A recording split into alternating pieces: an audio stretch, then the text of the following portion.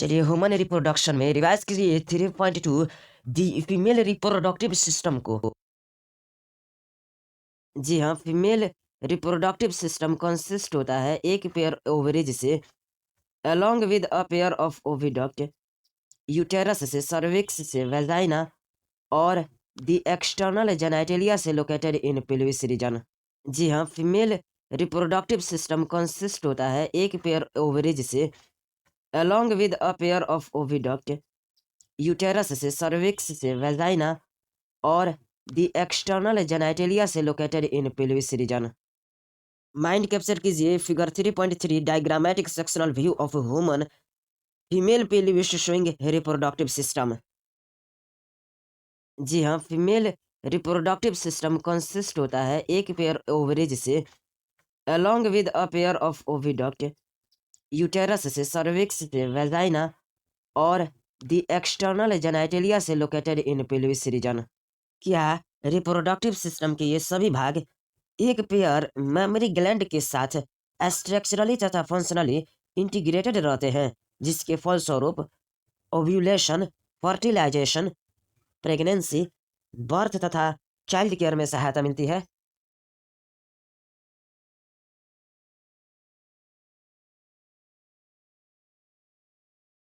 जी हाँ, female reproductive system consist होता है एक पेयर ओवरीज से along with a pair of oviduct, uterus से, सर्विक्स से, वेजाइना और द एक्सटर्नल जेनिटलिया से located in pelvis reason. Reproductive system के ये सभी भाग एक पेयर मेमोरी ग्लैंड्स के साथ स्ट्रक्चरली तथा फंक्शनली इंटीग्रेटेड रहते हैं, जिसके फलस्वरूप ओव्यूलेशन, फर्टिलाइजेशन, प्रेगनेंसी, बर्थ तथा चाइल्ड केयर में सहायता मिलती है। बताइए फीमेल में कौन प्राइमरी सेक्स ऑर्गन्स है और यह क्या प्रोड्यूस करता है?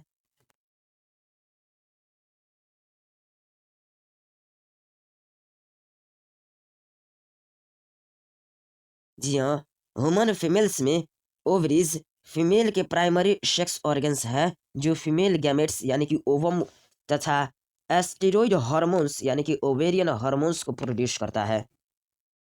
बताइए फीमेल में ओवरीज कहाँ लोकेटेड होता है?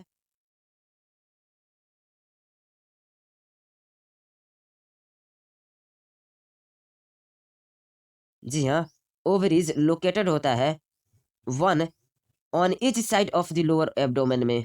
मतलब यह कि लोअर एब्डोमेन के दोनों ओर एक एक ओवरी पाई जाती है।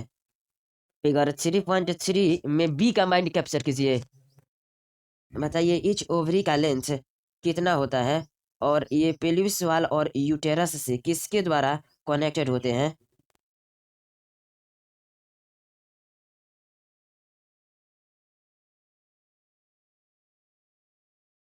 जी हाँ, ईच ओवरी की लेंथ 2 से 4 सेंटीमीटर तक होती है। ये लिगामेंट्स द्वारा पेल्विस वॉल तथा यूटेरस से जुड़े रहते हैं। बताइए ईच ओवरी किससे कवर्ड होता है?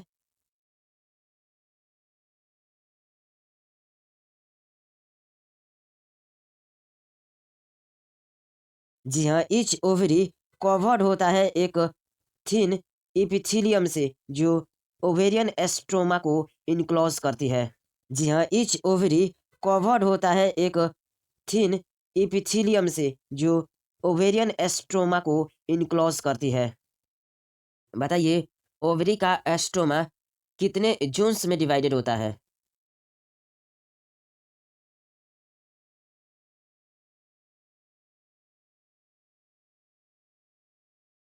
जी हाँ, ओवरी का एस्ट्रोमा डिवाइडेड होता है into 2 zones, a peripheral cortex and an inner medulla.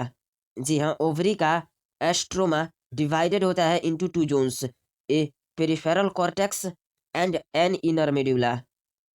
चलिए फीमेल एसेसरी डक्ट के बारे में डिस्कस कर लेते हैं। बताइए कौन कॉन्स्टिट्यूट करता है फीमेल एसेसरी डक्ट्स को?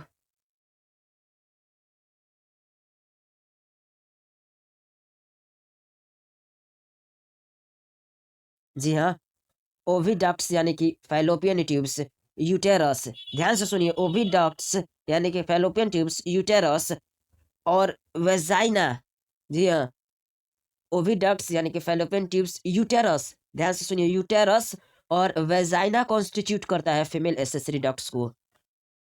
इच फैलोपियन ट्यूब का लेंथ कितना होता है और यह एक्सटेंड्स कहाँ से करता है?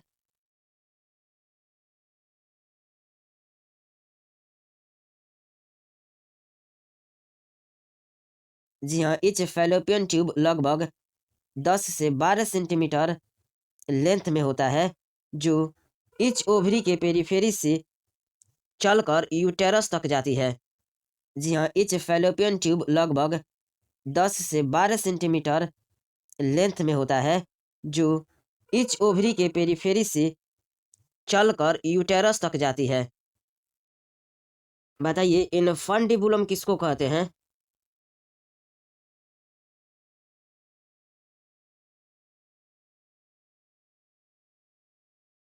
जी हाँ, ओवरी के ठीक पास ओविडक्ट का भाग फनल शेप्ड हो जाता है, इसे ही इनफंडिबुलम कहते हैं।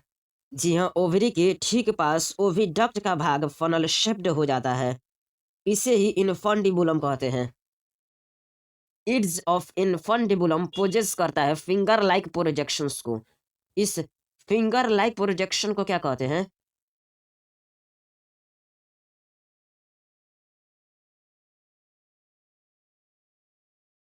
जी हाँ, इनफंडिबुलम की इड्स यानी कि किनारे पर फिंगर लाइक प्रोजेक्शंस पाए जाते हैं। इन फिंगर लाइक प्रोजेक्शंस को फिम्बरी कहते हैं। जी हाँ, इनफंडिबुलम की इड्स यानी कि किनारे पर फिंगर लाइक प्रोजेक्शंस पाए जाते हैं। इन फिंगर लाइक प्रोजेक्शंस को फिम्बरी कहते हैं।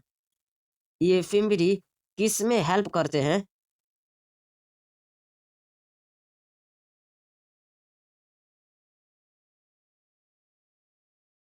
जी हाँ, इनफंडिबुलम की इड्स यानी किनारे पर फिंगर लाइक प्रोजेक्शंस पाए जाते हैं, जिन्हें फिम्बरी कहते हैं। ये फिम्बरी हेल्प्स करते हैं in collection of the ovum after ovulation, यानी कि फिम्बरी ओवुलेशन के बाद ओवम को कलेक्ट करने में सहायता करते हैं। बताइए एम्प्यूला किसको कहते हैं?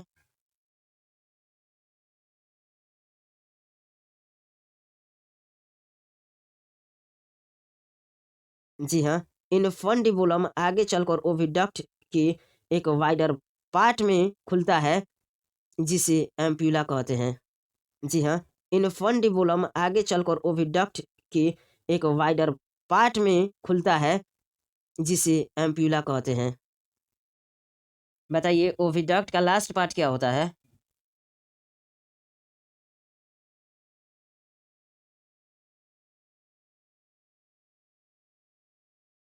जी हाँ, ओविडक्ट का लास्ट पार्ट इस्थमस होता है। इस इस्थमस में एक नैरो ल्यूमेन होती है जो यूटेरस को जोड़ती है। जी हाँ, ओविडक्ट का लास्ट पार्ट इस्थमस होता है। इस इस्थमस में एक नैरो ल्यूमेन होती है जो यूटेरस को जोड़ती है। चलिए अब यूटेरस के बारे में डिस्कस कर लेते हैं। बताइए यूटेरस कितना होता है और इसको और क्या कहते हैं?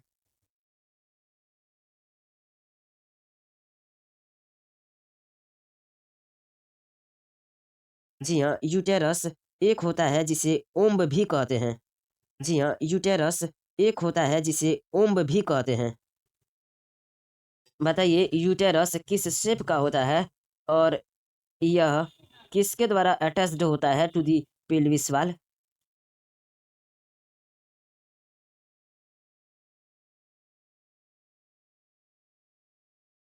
जी हाँ, यूटेरस का शेप एक इनवर्टेड पियर जैसा होता है। यह पेल्विस वाल से लिगामेंट्स द्वारा जुड़ा होता है। जी हाँ, यूटेरस का शेप एक इनवर्टेड पियर जैसा होता है। यह पेल्विस वाल से लिगामेंट्स द्वारा जुड़ा होता है। यह inverted pear shaped like structure supported होता है बाय लिगामेंट्स।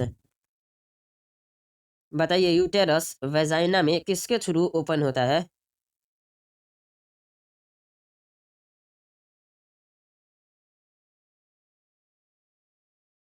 जी हाँ, यूटेरस ओपन्स होता है into vagina through narrow cervix, यानी कि यूटेरस एक नैरो सर्विक्स द्वारा वेजाइना में खुलता है।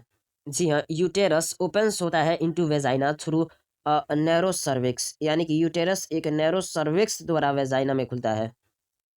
बताइए सर्वाइकल कैनाल किसको कहते हैं?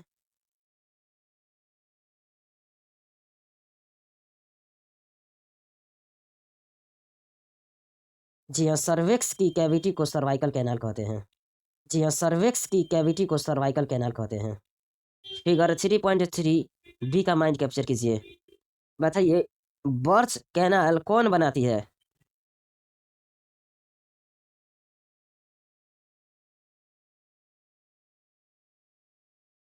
जी हाँ, सर्वाइकल कैनाल वेजाइना के साथ मिलकर बर्च कैनाल बनाती है। जी हाँ, सर्वाइकल कैनाल वेजाइना के साथ मिलकर बर्च कैनाल बनाती है। बताइए यूटेरस की वाल में टिश्यू की कितनी लेयर होती है? नाम बताइए।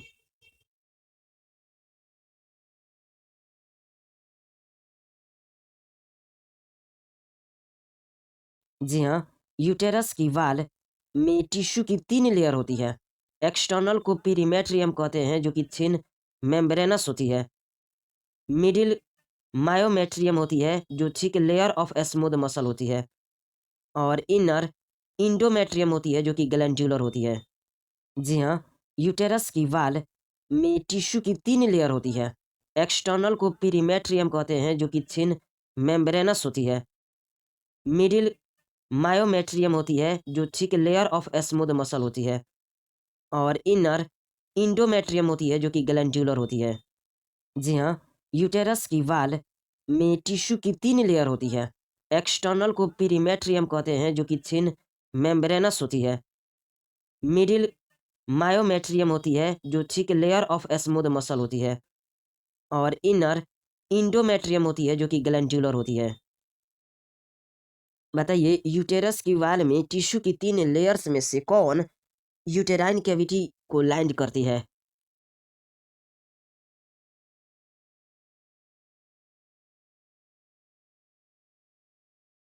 जी हाँ, एंडोमेट्रियम यूटेराइन कैविटी को लाइंड करती है।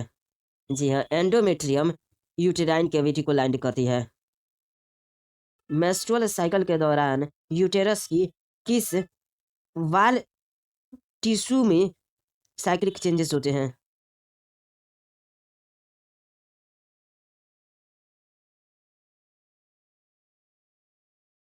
जी हाँ, मेंस्ट्रुअल साइकिल के दौरान यूटेरस की एंडोमेट्रियम में साइक्लिक चेंजेस होते हैं। जी हाँ, मेंस्ट्रुअल साइकिल के दौरान यूटेरस की एंडोमेट्रियम में साइक्लिक चेंजेस होते हैं। बताइए ड्यूरिंग डिलीवरी ऑफ बेबी किस में स्ट्रॉन्ग कॉन्ट्रैक्शन होता है?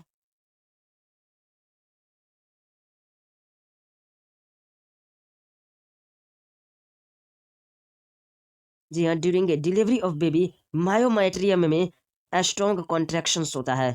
जी हाँ, during delivery of baby myometrium में स्ट्रॉन्ग कॉन्ट्रैक्शंस होता है। चलिए अब फीमेल एक्सटर्नल जेनेटेरिया के बारे में डिस्कस कर लेते हैं। बताइए फीमेल एक्सटर्नल जेनेटेरिया में क्या क्या इंक्लूड्स है?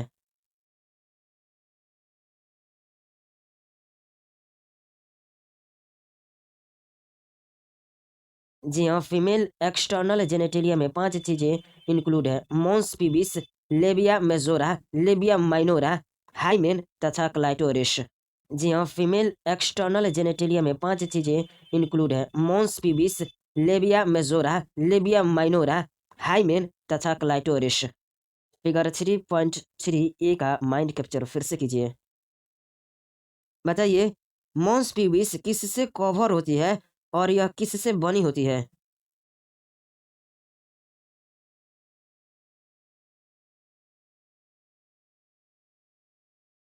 जी हाँ, मॉन्स पीबिस फैटी टिश्यू से बनी एक कॉशन है जो स्किन तथा प्यूबिक हेयर्स से कवर होती है। जी हाँ, मॉन्स पीबिस फैटी टिश्यू से बनी एक कॉशन है जो स्किन तथा प्यूबिक हेयर्स से कवर होती है। बताइए कौन टिश्यू के फ्लैशी फोल्ड्स हैं जो मॉन्स पीबिस से नीचे तक फैले होते हैं और वेजाइनल ओपनिंग को सराउंड करते हैं?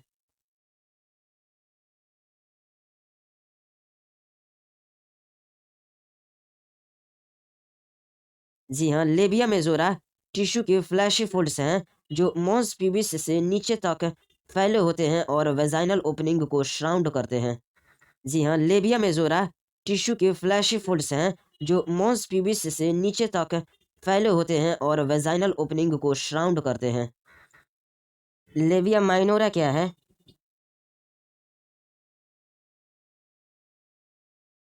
जी हाँ, लेबिया माइनोरा टिश्यू का एक पेयर्ड फोल्ड्स है जो लेबिया मेजोरा के नीचे स्थित होता है। जी हाँ, लेबिया माइनोरा टिश्यू का एक पेयर्ड फोल्ड्स है जो लेबिया मेजोरा के नीचे स्थित होता है। बताइए, the opening of vagina often किससे कवर्ड होता है पार्शियली?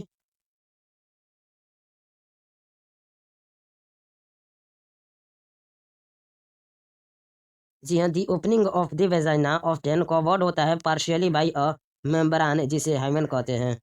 जी हाँ, the opening of the vagina often covered होता है पार्शियली बाई अ मेम्ब्रान जिसे हाइमेन कहते हैं। मतलब यह वेजाइनल ओपनिंग प्रायः एक मेम्ब्रेनस हाइमेन द्वारा पार्शियली ढकी रहती है। बताइए, क्लाइटोरिस क्या होता है?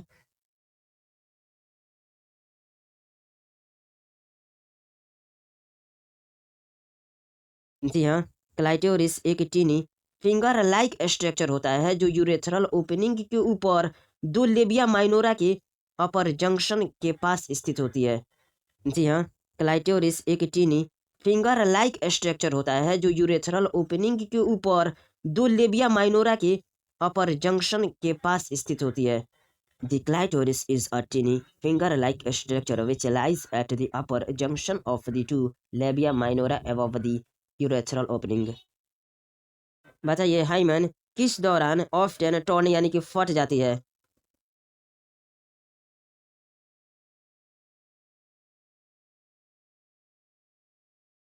जी हाँ, हाइमन प्रायः फर्स्ट कोइटस यानी कि इंटरकोर्स के दौरान फट यानी कि टर्न हो जाती है।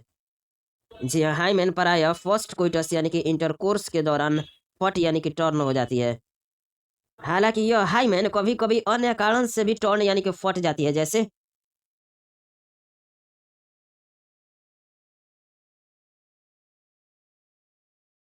जी हाँ, हाइमेन ऑफ्टन फर्स्ट कोइटस यानी कि इंटरकोर्स के दौरान फट जाती है। हालांकि यह हाइमेन कभी कभी अन्य कारण से भी फट सकती है, जैसे जोल्ट यानी कि झटके, सडन फॉल, वेजाइनल टैम्पून को इंसर्ट करने में, सम स्पोर्ट्स जैसे हॉर्स बैक राइडिंग, साइकिलिंग आदि में।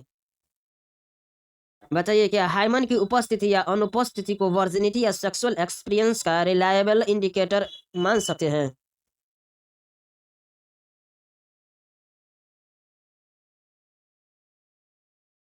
जी नहीं, कुछ फीमेल्स में हाइमन इंटरकोर्स के बाद भी बनी रहती है, इसलिए हाइमन की प्रेजेंस या अब्सेंस को वर्जिनिटी या सेक्सुअल एक्सपीरियंस का रिलायबल इंडिकेटर नहीं मानते।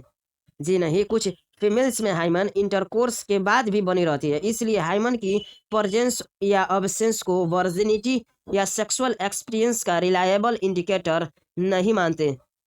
रिवाइज कीजिए मेमोरी ग्लैंड को। बताइए, ह्यूमन फीमेल्स में एक फंक्शनल मेमोरी ग्लैंड सभी फीमेल मैमल्स की कैरेक्टरिस्टिक है। और क्या मेमोरी ग्लैंड्स यानी कि ब्रेस्ट्स पेयर्ड होते हैं जिसमें ग्लैंडुलर टिश्यू तथा वेरिएबल अमाउंट ऑफ फैट होता है? यदि हाँ, तो इच ब्रेस्ट का ग्लैंडुलर टिश्यू कितना मेमोरी लोब्स में डिवाइड होता है?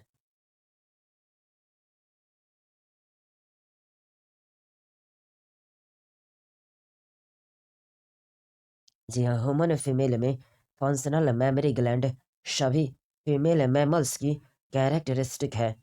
मेमोरी ग्लैंड्स यानी कि ब्रेस्ट्स पेयर्ड होते हैं जिसमें ग्लैंडुलर टिश्यू तथा वेरिएबल अमाउंट में फैट होता है। इच ब्रेस्ट का ग्लैंडुलर टिश्यू 15 से 20 मेमोरी लोब्स में डिवाइड होता है।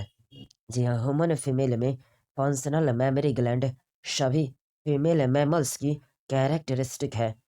मेमोरी ग्लैंड्स यानी कि ब्रेस्ट्स पेयर्ड होते हैं जिसमें ग्लैंडुलर टिश्यू तथा वेरिएबल अमाउंट में फैट होता है। ईच ब्रेस्ट का ग्लैंडुलर टिश्यू 15 से 20 मेमोरी लोब्स में डिवाइड होता है। एल्वेओलाई किसको कहते हैं?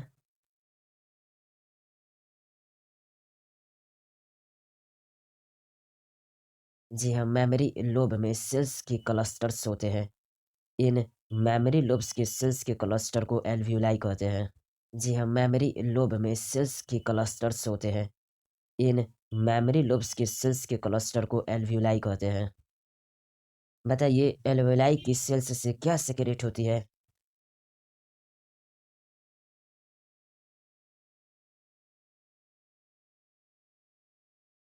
जी हाँ, मेमोरी लोब में सेल्स के क्लस्टर होते हैं जिन्हें एल्वियोलाई कहते हैं। एल्वियोलाई की सेल्स से मिल्क सेक्रेट होता है जो एल्वियोलाई की कैविटीज यानी कि लूमेन में स्टोर होता है। जी हाँ, मेमोरी लोब में सेल्स के क्लस्टर होते हैं जिन्हें एल्वियोलाई कहते हैं। एल्वियोलाई की सेल्स से मिल्क सेक्रेट होता है जो एल्वियोलाई की कैविटीज यानी कि लूमेन में स्टोर होता है। बताइए, एल्वियोलाई किस में ओपन होता है?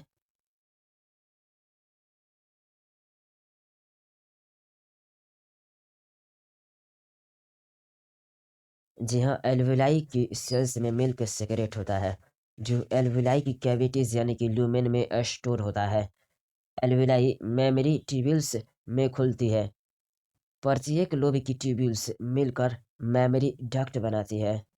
जी हाँ, एल्वियोलाई की सेल्स में मिल्क सेक्रेट होता है जो एल्वियोलाई की कैविटीज यानी कि लूमेन में स्टोर होता है। एल्वियोलाई मेमोरी ट्यूब्यूल्स में खुलती है।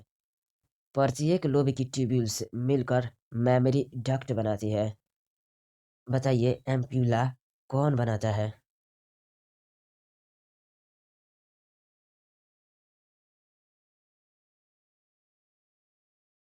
जी हाँ, कई मेमोरी डक्ट्स मिलकर एक वाइडर मेमोरी एम्प्यूला बनाती है जो लैक्टिफेरस डक्ट से जुड़ी होती है जिससे मिल्क ब्रेस्ट से बाहर निकलता है।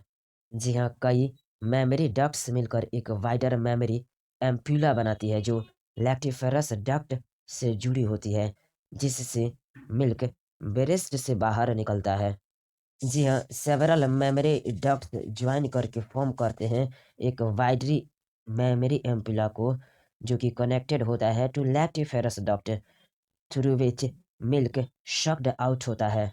जी हाँ, सेवरल मेमोरी डक्ट्स ज्वाइन करके फॉर्म करते हैं एक वाइडरी मेमोरी एम्पुला को जो कि कनेक्टेड होता है to lactiferous duct through which milk sucked out होता है। चलिए, 3.3 diagrammatic sectional view of female pelvis showing reproductive system का फिगर अपने माइंड में ओपन कीजिए। बताइए, क्या आपको यूटेरस की लेवलिंग दिख रही है? यूरिनरी ब्लैडर की, प्यूबिक सिम्फाइसिस की, यूरेथ्रा की, क्लाइटोरिस की,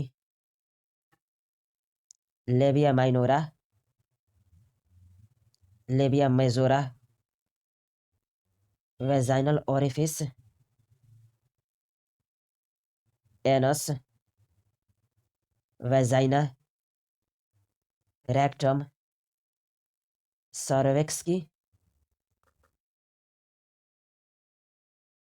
फिर से चलिए, 3.3 diagrammatic sectional view of female pelvis showing reproductive system का फिगर अपने माइंड में ओपन कीजिए। बताइए, क्या आपको यूटेरस की लेवलिंग दिख रही है? यूरिनरी ब्लैडर की, प्यूबिक सिम्फाइसिस की, यूरेथ्रा की, क्लाइटोरिस की, labia minora, labia majora, vaginal orifice,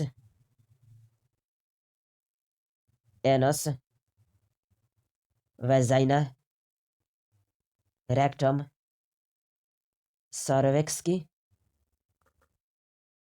चलिए, figure 3.3 B diagrammatic sectional view of the female reproductive system का लेबलिंग अपने माइंड में ओपन कीजिए। बताइए, क्या आपको यूटेराइन कैविटी की लेबलिंग दिख रही है? एंडोमेट्रियम की, मायोमेट्रियम की, पेरीमेट्रियम की, vagina, cervical canal, cervix, ovary, fimbriae, fallopian tube की, फैलोपियन ट्यूब में इन्फंडिबुलम की,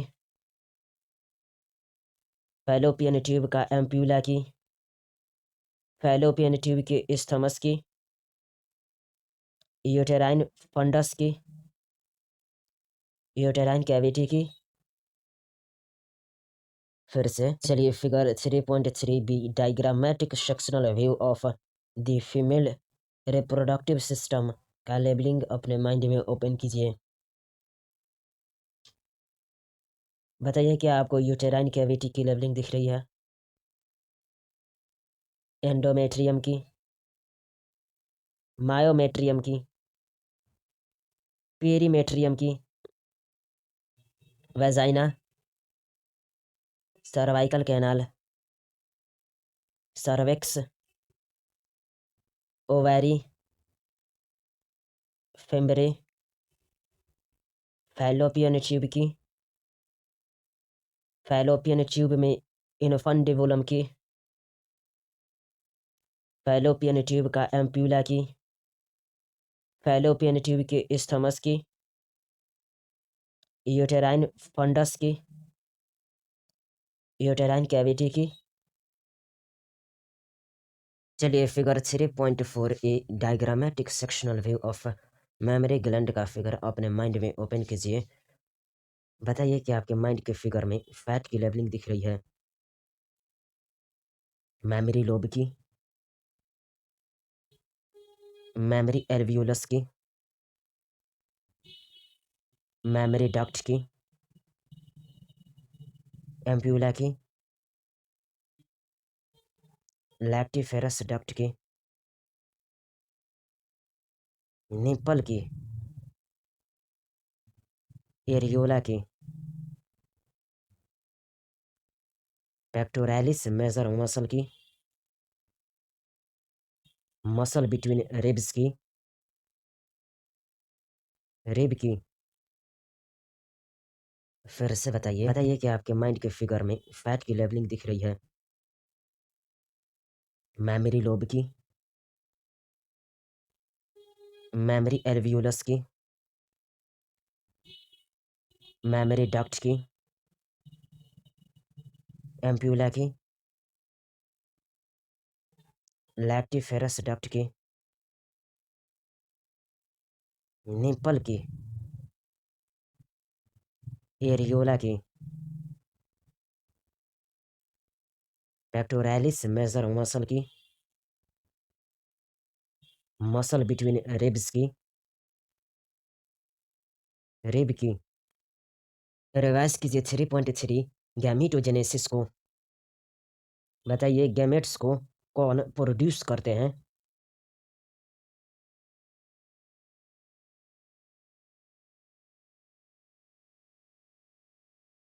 जी हाँ, प्राइमरी सेक्स ऑर्गन्स मेल्स में टेस्टिस तथा फीमेल्स में ओवरीज होते हैं, जिनमें गैमेटोजेनेसिस द्वारा गैमेट्स जैसे एस्पर्म तथा ओवम का निर्माण होता है।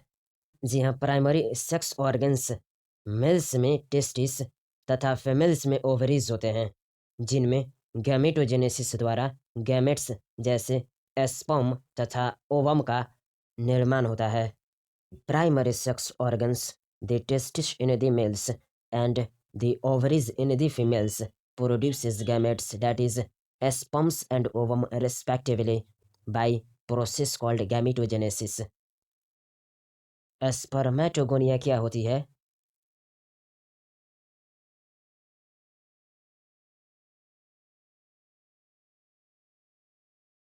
जी हाँ, प्यूबर्टी के समय टेस्टिस में इमेच्योर मेल जर्म सेल्स को स्पर्मेटोगोनिया कहते हैं। जी हाँ, प्यूबर्टी के समय टेस्टिस में इमेच्योर मेल जर्म सेल्स को स्पर्मेटोगोनिया कहते हैं। बताइए किसके द्वारा प्यूबर्टी के समय टेस्टिस में immature male germ cells that is spermatogonia से स्पर्म प्रोड्यूस होती है?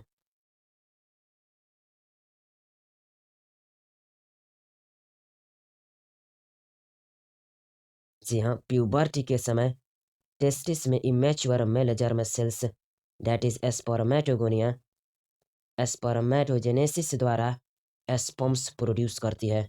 जी हाँ, प्यूबर्टी के समय टेस्टिस में immature male germ cells that is spermatogonia spermatogenesis द्वारा स्पर्म्स प्रोड्यूस करती है। In testis the immature male germ cells spermatogonia produce sperms by spermatogenesis that begins at puberty। बताइए सेमनिफेरस ट्यूब्यूल्स की इनर वाल में उपस्थित स्पर्मेटोगोनिया जिसका सिंगुलर स्पर्मेटोगोनियम होता है किस डिवीजन द्वारा संख्या में वृद्धि करते हैं?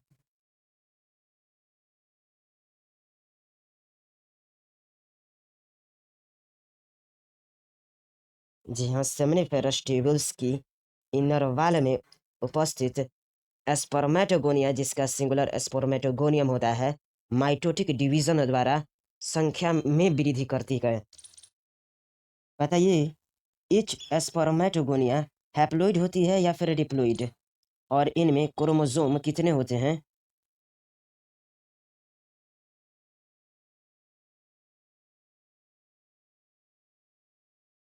जी हाँ, एच स्पर्मेटोगोनियम डिप्लॉइड होती है जिसमें 45 क्रोमोसोम्स होते हैं। जी हाँ, एच स्पर्मेटोगोनियम डिप्लॉइड होती है जिसमें 45 क्रोमोसोम्स होते हैं। प्राइमरी स्पर्मेटोसाइट्स किसे कहते हैं?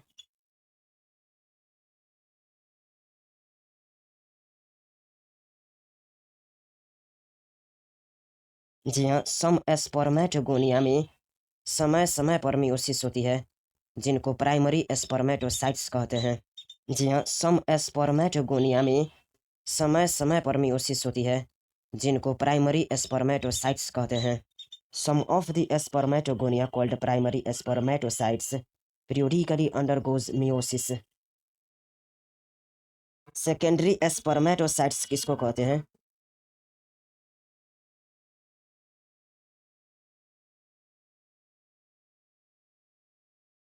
Some primary spermatocytes first meiotic division पूरा करके दो इक्वल हैप्लॉइड सेल्स बनाते हैं। इन इक्वल हैप्लॉइड सेल्स को सेकेंडरी स्पर्मेटोसाइट्स कहते हैं। Some primary spermatocytes first meiotic division पूरा करके दो इक्वल हैप्लॉइड सेल्स बनाते हैं। इन इक्वल हैप्लॉइड सेल्स को सेकेंडरी स्पर्मेटोसाइट्स कहते हैं। बताइए सेकेंडरी स्पर्मेटोसाइट्स में कितने क्रोमोसोम्स होती है?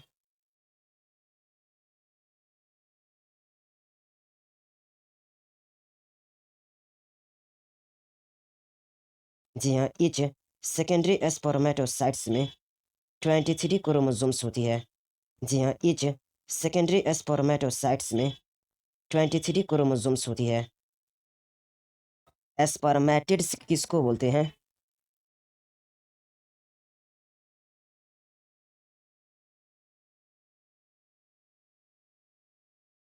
जी हाँ, some primary spermatocytes first meiotic division पूरा करके दो इक्वल हैप्लॉइड सेल्स बनाते हैं जिन्हें सेकेंडरी स्पर्मेटोसाइट्स कहते हैं। सेकेंडरी स्पर्मेटोसाइट्स में क्रोमोसोम की संख्या 23 होती है। सेकेंडरी स्पर्मेटोसाइट्स में सेकेंड मियोटिक डिवीजन के बाद 4 इक्वल हैप्लॉइड स्पर्मेटिड्स बनते हैं। इन्हीं 4 इक्वल हैप्लॉइड सेल्स को स्पर्मेटिड्स कहते हैं। बताइए कौन सेकेंड मियोटिक डिवीजन के बाद 4 इक्वल हैप्लॉइड स्पर्मेटिड्स बनाते हैं?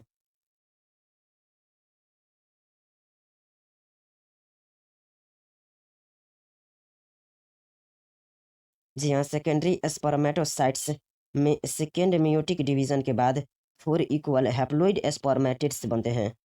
जी हाँ, सेकेंडरी स्पर्मेटोसाइट्स में सेकेंड मियोटिक डिवीजन के बाद 4 इक्वल हैप्लॉइड स्पर्मेटिड्स बनते हैं। स्पर्मेटोजोआ किसको बोलते हैं? जी हाँ, स्पर्म्स को स्पर्मेटोजोआ कहते हैं। जी हाँ, स्पर्म्स को स्पर्मेटोजोआ कहते हैं। जी हाँ, स्पर्म्स को स्पर्मेटोजोआ कहते हैं। स्पर्मियोजेनेसिस किसको कहते हैं?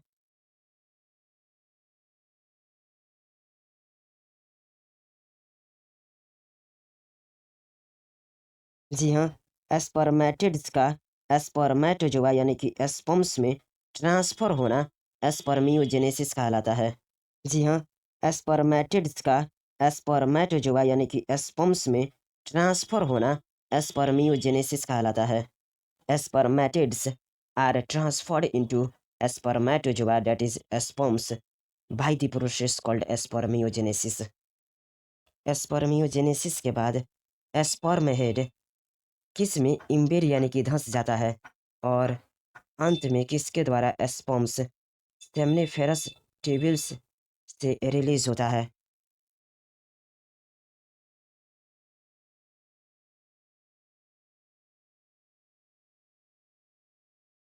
जी हाँ, एस्पर्मियोजेनेसिस के बाद एस्पर्म हेड सर्टोली सेल्स में धंस यानी कि इम्बेड हो जाता है तथा अंत में एस्पर्मिएशन द्वारा एस्पर्म्स सेमनीफेरस ट्यूब्यूल्स से रिलीज होता है।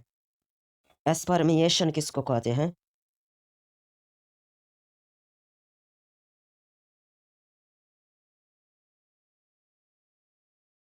जी हाँ, after spermiogenesis sperm heads embedded हो जाता है इन दी सर्टोली सेल्स और फाइनली रिलीज होता है from seminiferous tubule by the process called एस्पर्मिएशन।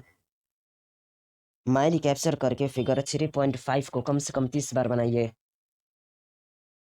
What would be the number of chromosome in spermatids?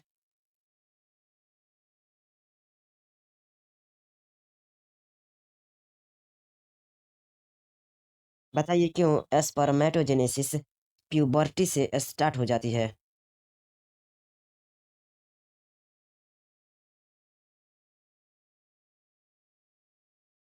जी हाँ, स्पर्मेटोजेनेसिस प्यूबर्टी से स्टार्ट हो जाती है क्योंकि इस दौरान gonadotropin releasing hormone that is GnRH का सेक्रेशन काफ़ी बढ़ जाता है।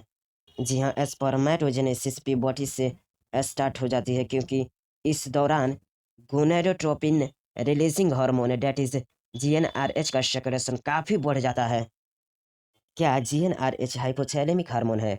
और साथ में यह भी बताइए बढ़ा हुआ जीएनआरएच किस पिट्यूटरी पर कार्य करता है तथा जो गोनेडोट्रोपिन्स एलएच तथा एफएसएच के सेक्रेशन को स्टिमुलेट करता है।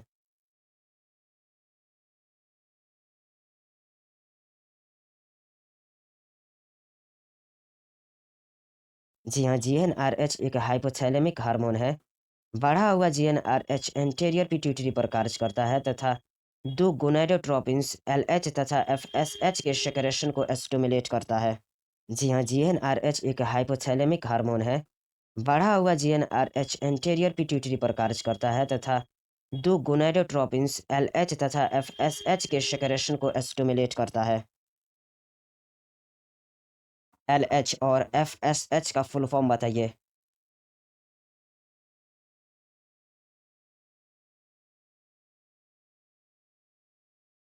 जी हाँ, एलएच मतलब ल्यूटिनाइजिंग हार्मोन, एफएसएच मतलब फॉलिकल स्टिमुलेटिंग हार्मोन। जी हाँ, एलएच मतलब ल्यूटिनाइजिंग हार्मोन, एफएसएच मतलब फॉलिकल स्टिमुलेटिंग हार्मोन। बताइए एलएच किस पर कार्य करता है तथा एंड्रोजन की सिंथेसिस तथा सेक्रेशन को स्टिमुलेट करता है?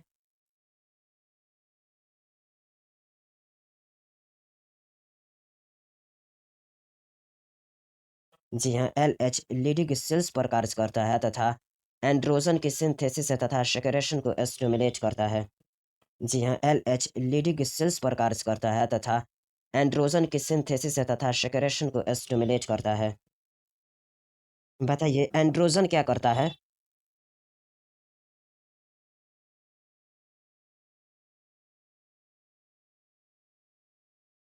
जी हाँ, एंड्रोजन स्पर्मेटोजेनेसिस की प्रोसेस को स्टिमुलेट करता है। जी हाँ, एंड्रोजन स्पर्मेटोजेनेसिस की प्रोसेस को स्टिमुलेट करता है। एफएसएच क्या करता है?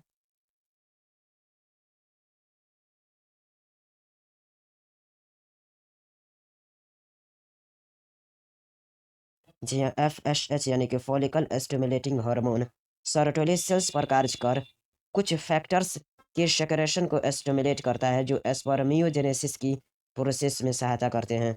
जी हाँ, एफएसएच यानी कि follicle stimulating hormone Sertoli cells पर कार्य कर कुछ फैक्टर्स के सेक्रेशन को स्टिमुलेट करता है जो स्पर्मियोजेनेसिस की प्रोसेस में सहायता करते हैं। चलिए diagrammatic sectional view of seminiferous tubule that is enlarged का माइंड कैप्चर कीजिए तथा इस फिगर को कम से कम 30 बार अपने नोटबुक में बनाइए। बताइए कि आपके माइंड में स्पर्मेटोगोनिया की लेबलिंग आ रही है, सर्टोली सेल की, प्राइमरी स्पर्मेटोसाइट की, सेकेंडरी स्पर्मेटोसाइट की, स्पर्मेटिड की, स्पर्मेटोजोआ की। फिर से बताइए कि आपके माइंड में स्पर्मेटोगोनिया की लेबलिंग आ रही है, सर्टोली सेल की, प्राइमरी स्पर्मेटोसाइट की, सेकेंडरी स्पर्मेटोसाइट की, स्पर्मेटिड की, स्पर्मेटोजोआ की।